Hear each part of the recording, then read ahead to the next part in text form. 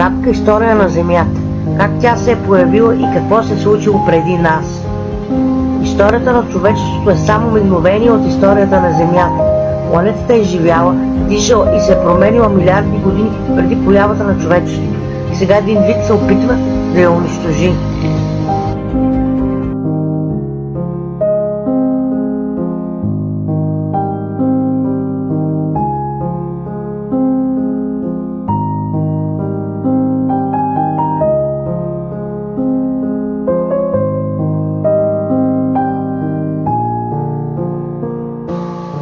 Замърсяването на Земята и почвата също е глобален проблем. Въздухът и водата могат да пренасят замърсители, включително азотни съединения в микропластови частици по целия свят и да ги отразят върху земната повърхност.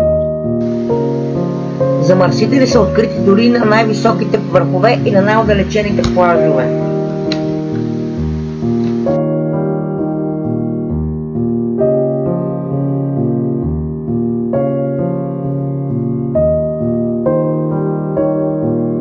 На климата е термин с широко значение, който се отнася до промяната на климата на Земята в дългогодишен период от време.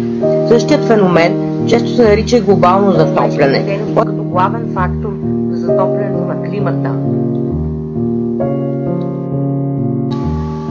Когато се отчита ролята на човека, обаче извън тези естествени цикли, става дума за антропогенно, т.е. предизвикано от човешката дейност глобално затопляне.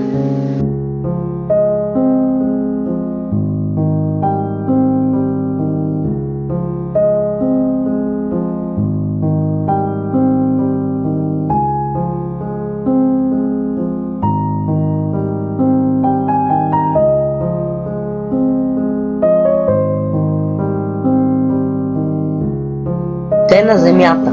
Международен ден на Земята. Денят на Земята е 22 април, е нерелигиозен празник в света, отбелязван от над половин милиард души.